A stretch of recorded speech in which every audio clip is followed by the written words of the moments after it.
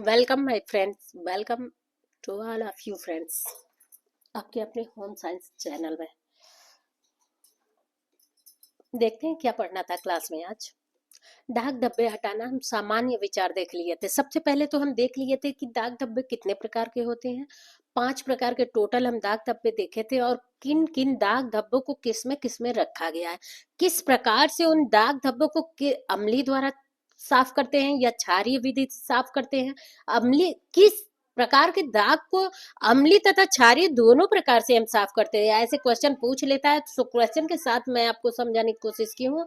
आगे बढ़ते हैं कि सामान्य विचार फिर हम देखे थे दाग धब्बे को लेके कि किस प्रकार से सामान्य विचार हम उसे समझ सकते हैं, जिससे हमें दाग धब्बे साफ करने में त्रुटि ना हो किसी प्रकार से, जिससे हमारे वस्त्र को हानि ना पहुंचे। अब आज हमें पढ़ना है, आज क्या देखना है कि दाग धब्बे हटाने के तकनीक देखने हैं। दाग धब्बे हटाने के तकनीक देखने हैं। तो पहला क्या है ये देखते हैं। को फ्रेंड्स, कोई भी क्वेश्चन हो के होम साइंस से रिलेटेड कोई भी क्वेश्चन हो के कमेंट बॉक्स में मेंशन करिए, उस क्वेश्चन का जरूर मैं आंसर दूंगी। आप लोगों को समझाने की कोशिश करूंगी। यदि क्लास लेना पड़े तो मैं उसका क्लास भी आप लोगों को दूंगी। सो फ्रेंड्स, आगे बढ़ते हैं कि क्या पढ़ना है। खुरचना है ना, खुरचना। देखिए क्या लिखा है कि खुरचना जमे हुए सतही दाग धब्बों को मोथरे चाकू का प्रयोग करके हल्के से खुरचा जा सकता है ना। मोथरे चाकू से का प्रयोग करके क्या करते हैं, हल्के से खुरचा जा सकता है। अगला देखते हैं। ख डुबोना, दाग धब्बे वाले कपड़े को किसी अभिकर्मक में डुबोया जाता है तथा फिर उसे रगड़ा जाता है ना। अब मान लीजिए किसी वस्त्र पे दाग धब्बे लग गए हैं। अब ये खुरचना तो हो गया। मान लीजिए कोई वस्त्र है या फिर कोई बर्तन है ना। कोई आपके पास बर्तन है, उस बर्तन पे ये क्या बोलते हैं जिससे रोड बनता है, कैरेस्ट्रोल की पता नहीं कुछ बोलते हैं। तो मान लीजिए वो लग गया है, तो उसे आप चाकू की सहायता से ना, एक नुकीले चाकू की सहायता से इसे खुरच के निकाल सकते हैं। तो ये क्या होगा, यहां से हट जाएगा, हट जाएगा।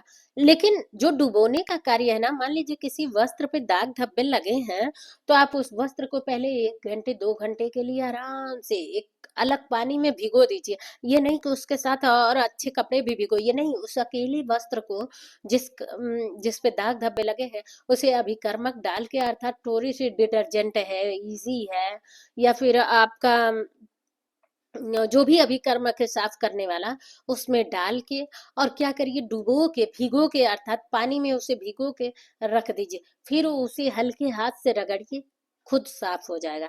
इस प्रकार से आप दाग धब्बे हटा सकते हैं।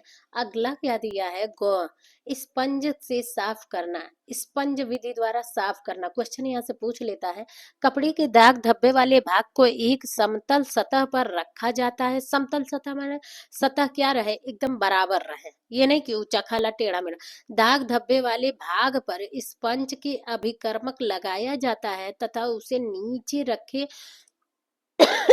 ब्लॉटिंग पेपर द्वारा सोख लिया जाता है। अब वही है जो हमने आपको यहाँ पे बताया ना, तैली जो यहाँ पे बताया ना, इसी को कहते हैं स्पंजक। चाहे उसमें चूना लीजिए, ब्रेड लीजिए, खड़िया लीजिए, पाउडर, चोकर, पेपर, जो भी है ना, एनीथिंग, इन चीजों को लीजिए और यही क्या हो गए, स्पंजक।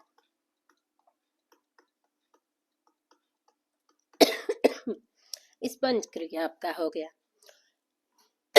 यदि पीछे का क्लास ये पढ़े हैं तो अच्छे से समझ जाएंगे कि क्या हम बताने की कोशिश कर रहे हैं। और नहीं पढ़े हैं तो क्लास को जरूर देख लीजिए, क्योंकि यहाँ से क्वेश्चन पूछते हैं, एकदम पूछते हैं। तो आइए देखते हैं। तो उसी चीज को यहाँ पे स्पंज बजाया, उस बात को मैं रिपीट नहीं कर रही हूँ। क्लास आप देखेंगे ना, इसीलिए नहीं बता रही हूँ। क्लास देखेंगे ना तो देखिए 2-4 क्वेश्चन आप यहाँ से पाएंगे। 2-4 क्वेश्चन जब आप सही तरीके से समझेंगे ना, देखने में और पढ़ने में आपको इजी लग रहा है, लेकिन क्वेश्चनों का यहाँ से भरमाल है। तो इसीलिए मैं फिर यहाँ पे दोबारा रिपीट नहीं कर रही हूँ चीजों को, कि आप क्वेश्चन कि इस लेक्चर को जाके वहां पे खुद पढ़ने की कोशिश करिए, ताकि और अच्छी आपकी तैयारी होगी। अगला देखिए क्या है, घ ड्रापर विधि, है ना। दाग धब्बे लगे कपड़े को एक कटोरे पर फैला दिया जाता है, एक कटोरे पर फैला दिया जाता है, उस पर ड्रापर से अभिकर्मक डाला जाता है। अब मान लीजिए ड्रापर का मतलब क्या होता है, ड्रॉप, वही जो यहाँ से बूंद बूंद गिरता है ना, उसी को कहते हैं। अब मान लीजिए यहाँ कोई कटोरा हो गया, बाउल हो गया, है ना, ये कोई आपका बाउल हो गया, और इसके ऊपर कोई वस्त्र आप रख दीजिए।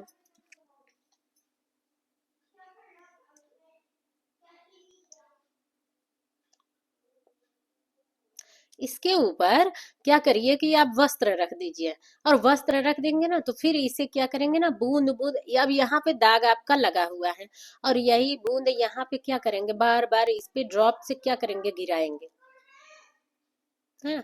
इसी बूंद से, ड्रॉप से आप बार बार इस पे गिराएंगे, तो इससे इसका क्या होगा, ये डॉग स्पॉट जो भी होगा ना वो हट जाएगा, यहाँ से क्या हो जाएगा, क्लीन हो जाएगा, और वस्त्र आपका क्या हो जाएगा, साफ सुथरा हो जाएगा। ऐसे देखिए, ये वस्त्र आपका क्या हो गया, कटोरे पे जो रखा हुआ है वो क्लीन हो गया, साफ हो गया। तो इसी चीज को बताया गया कि ड्रॉपर विधि। अगला देखते हैं दूसरा क्या बताया जा रहा है, दूसरा क्या बताया जा रहा है, ध्यान दीजिएगा। तो इस प्रकार से आप ड्रॉप विधि करेंगे। अब सेकेंड जो है, देखिए दाग धब्बे हटाने के तकनीकों को इन चीजों में बताया गया है। अब दूसरे में देखिए क्या बताया जा रहा है कि दाग धब्बे हटाने के साधन, दाग धब्बे हटाने के लिए अभिकर्मक। अब वो कौन कौन से अभिकर्मक है जिसकी सहायता से आप दाग धब्बे को हटा सकते हैं, है ना, किसकी सहायता। तो आखिर वो कौन कौन सी अभिकर्मक हैं कि जिसके द्वारा हम वस्त्र को साफ कर सकते हैं, जितने भी दाग धब्बे हैं। तो देखिए किसे बताया गया है, दाग धब्बे हटाने के लिए प्रयुक्त विभिन्न अभिकर्मकों का प्रयोग द्रव रूप में तथा सांद्र रूप में, जैसा बताया गया हो किया जाना चाहिए। इन अभिकर्मकों को निम्नलिखित रूप में वर्गीकृत किया गया है। अब आइए देखते हैं कि जो भी आपका द्रव रूप है और सांद्र रूप है ना, तो किस किस प्रकार से बताया गया, अभी अच्छे तरीके से यहाँ पे आप समझ जाएंगे। तो पहला दिया है ग्रीज, ग्रीज चिकनाई, चिकनाई के दाग हटेंगे। सल्वेट, घोल, तारपीन, है ना, तारपीन, मिट्टी का तेल, श्वेत petrol, methylated spirit, acetone, carbon tetrachloride, है ना। अब देखिए ग्रीज जो भी है, ग्रीज अर्थात चिकनाई वाले जितने भी सिलवटे हैं, चिकनाई के जो भी दाग धब्बे हैं, उन्हें कैसे हटाएंगे, तो तारपीन के तेल से, मिट्टी के तेल से, श्वेत पेट्रोल से, मेथिलेटेड स्पिरिट से, एसीटोन से, कार्बन टेट्राक्लोराइड से हटाएंगे, है ना। इन चीजों को आपको याद करना पड़ेगा। क्यों, क्योंकि इसमें उसमें कर देगा तो आप समझ नहीं पाएंगे। तो ये आपके ऊपर डिपेंड करता है कि आप इन चीजों को सबको याद कर लीजिए। ख है ग्रीज, ग्रीज चिकनाई अवशोषक। अब ये देखिए क्या था, घोलक के रूप में यहाँ पे था, है ना। यहाँ पे आपका जो था, यहाँ पे देखिए ये जो चिकनाई अवशोषक था ना, ये घोलक के विधि में कार्य कर रहा था। लेकिन यहाँ पे जो चिकनाई है ना, अवशोषक अर्थात सूखे रूप में कार्य कर रहा। और सूखे रूप में मैंने आपको यहाँ पे बताया है, यहाँ पे देखिए, कहाँ गया, ये सारे आपके सूखे। ये ब्रेड क्या होता है, सूखा ही होता है। चूना क्या होता है, सूखा ही होता है। खड़िया क्या होता है, सूखा होता है। पाउडर क्या होता है, सूखा होता है। चोकर क्या है, सूखा होता है। पेपर क्या होता है, सूखा होता है। तो सब क्या हो गया, सूखा विधि है। सूखा विधि, विधि द्वारा ये क्या होते हैं, आपके तैलीय छूटते हैं। जो भी आप ऑयल वाले जितने भी दाग धब्बे हटाएंगे, वो सूखा विधि है। अब वही वहां पे, यहाँ पे घोलक विधि में पूछ दिया है, घोलक विधि में बता दिया है ना। और यहाँ देखिए उसी को अवशोषक विधि में बताया है। भूस भूसा भी हो जाएगा। हाँ, हमने चोकर भी बताया, तो यहाँ पे आप मेंशन कर सकते हैं कि भूसा हो गया, भूसा हो गया, ये आपका मुल्तानी मिट्टी हो गया।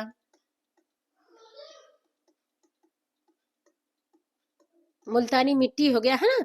तो इन चीजों से आप नेचुरली घर पे भी इन चीजों को आप साफ कर सकते हैं। तो देखिए यहाँ पे भूसा हो गया, कुम्हार की मिट्टी हो गई। क्यों? क्योंकि कुम्हार की मिट्टी साफ सुथरी होती है। वो दिखते हैं ना, पानी जो प्योर, जहाँ पे साफ सुथरी पानी होती है ना, वहां से वो मिट्टी नीचे से गहराई से खोद के लाते हैं। ऐसी वैसी मिट्टियों से नहीं वो दिए कुम्हार बनाते हैं, चाहे कोई चीज घड़े वगैरह बनाते हैं ना। तो इसीलिए कुम्हार की मिट्टी हो गई, उस मिट्टी को रख के भी आप चिकनाई अवशोषक विधि कर सकते हैं।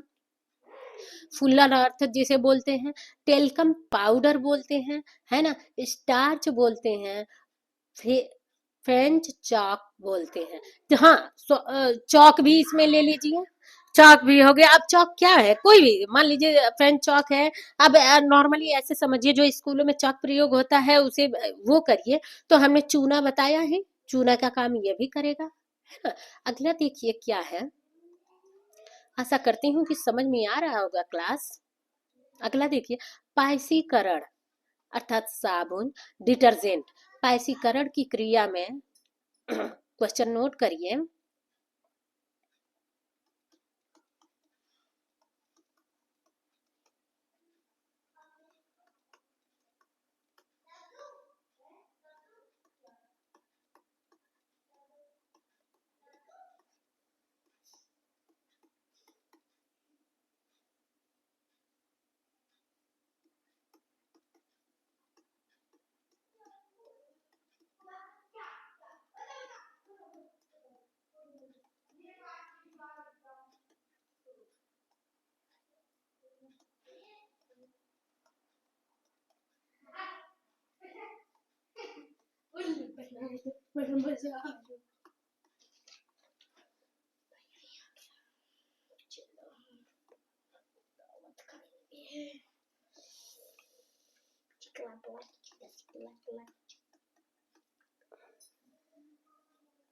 कोई नहीं। तो option number C is right. दोनों हो जाएंगे, साबुन और डिटर्जेंट आपके दोनों हो जाएंगे। अगला देखते हैं क्या है, अम्लीय अभिकर्मक। अम्लीय अभिकर्मक एसीटेट एसिड अर्थात सिरका, ऑक्सेलिक एसिड, नींबू, टमाटर, खट्टा दूध, दही, इन चीजों का अम्लीय अभिकर्मक में प्रयोग करते हैं, है ना। अब देख लीजिए, जब अम्लीय अभिकर्मक देख लिए तो आप क्षारीय अभिकर्मक देख लीजिए। क्षारीय अभिकर्मक में अमोनिया, बोरेक्स, बेकिंग सोडा, इन चीजों का आप प्रयोग करके दाग धब्बे क्या करेंगे? हटाएंगे, है ना। देखिए, विरंजक अभिकर्मक और विरंजक अभिकर्मक में दो दिया है ना। तो आक्सीकारिक विरंजक एक दे दिया है आपका, और दूसरा क्या दे दिया गया है? अपचयनकारी विरंजक, है ना। तो आक्सीकारक विरंजक मतलब समझ लीजिए कि धूप, सोडियम हाइपोक्लोराइड, जैवल वाटर जिसे कहते हैं, है ना, सोडियम परबोरेट, हाइड्रोजन परऑक्साइड हो गया। और यहीं पे यदि आपका अपचयनकारी विरंजक दे दिया, देखिए ये सारे आपको याद करने पड़ेंगे। अब अपचयनकारी विरंजक दे दिया तो सोडियम हाइड्रोसल्फाइड, सोडियम बाइसल्फेट और सोडियम थायोसल्फेट दे दिया है ना। इन दोनों को तो जरूर याद करिएगा कि आक्सीकारक विरंजक कौन कौन से हैं और अपचयनकारी विरंजक कौन से है ना। तो इन चीजों को आप ध्यान से पढ़िएगा फ्रेंड्स। ये क्लास यहीं समाप्त करते हैं। नेक्स्ट अगले क्लास ये बहुत ही इंपॉर्टेंट आपके लिए रहेगा, तो क्लास को कतई ना छोड़िएगा। इस क्लास को नेक्स्ट अगले लेक्चर में पढ़ाऊंगी, क्योंकि क्लास लंबा हो जाएगा तो आप पढ़ने में इंटरेस्ट नहीं रखेंगे। तो आज का क्लास यहीं समाप्त करते हैं। सो फ्रेंड्स, नेक्स्ट अगले क्लास में मिलेंगे, तब तक के लिए बाय बाय।